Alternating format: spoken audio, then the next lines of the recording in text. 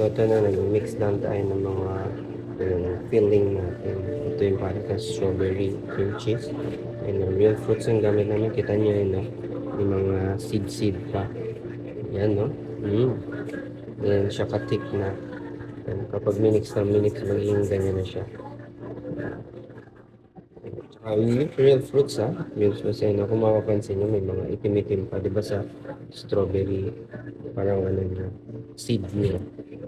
Tayo na, hanap tayo ng mga buo-buo para makita nyo. Ayun, no? May buo pa, hindi pa masyado na breakdown or na mix. I'll continue to mix this hanggang sa maging, ano na siya, puree na siya. Ayun, no? Mga buo-buo. Ayun, no? Sarap, po. So, ganito din sa mga ibang flavor namin, kagaya ng peach mango, blueberry, yeah. So, strawberry, blueberry, peach mango, lemon lime. Yan, no? Sarap, po. Sarap. Sa chocolate, so instead ng fruits, ano lang, chocolate, dark chocolate ang ginagamit natin. But it's the same process.